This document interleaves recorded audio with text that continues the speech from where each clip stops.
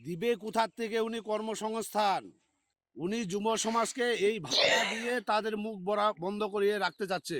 আপনি বলুন, 1500 টাকা ভাতা দিয়ে কোন ছেলেটার সংসার চালাবে মাসে? উনি ওই সেই ছেলে একটা খাতা কিনতে গেলে, একটা কলম কিনতে গেলে তার কত টাকা খরচ হয়? উনি 1500 টাকা ভাতা দিয়ে যুব সমাজকে শিক্ষার আলোর থেকে, তাদের চাকরির থেকে বঞ্চিত করে তাদের ধামাচাপা দেওয়ার চেষ্টা করছে। এই ধামাচাপা খাটবে না এই সরকারের। মানুষ। আমি প্রথমেই আপনাকে কি বললাম, যে চাকরির ক্ষেত্রেও সেম সেম জিনিস। যে কোনো কাজ, যে কোনো উন্নয়নমূলক কাজ করতে গেলে বা জনগণ যদি একটা প্রধানের সার্টিফিকেট নিতে যায় না, সেখানেও হুম, হুম। তৃণমূলকে কাটমানি দিতে হবে, তারপরে সে সার্টিফিকেটটা পাবে। তৃণমূল সেই সিস্টেমটা তৈরি করে রেখেছে যে আগে মাল দাও, তারপর কাজ হবে। যে যত মাল দিবে তার ততটা কাজ হবে।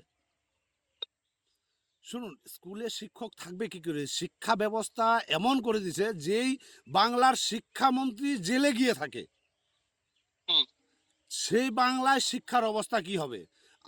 আমি যতটুকু জানি, এই পশ্চিমবাংলায় প্রচুর প্রাইমারি স্কুল আছে যেগুলো বন্ধ হওয়ার মুখে আছে। আগামী দিনে তথ্য আসলে আমি শিডিউলটা আপনাদের দিয়ে দেবো, কোন কোন জায়গায় কোন ব্লকে কত স্কুল বন্ধ হতে চলেছে। এই বাংলায় না শিক্ষা আছে, না চাকরি আছে, না উন্নয়ন আছে।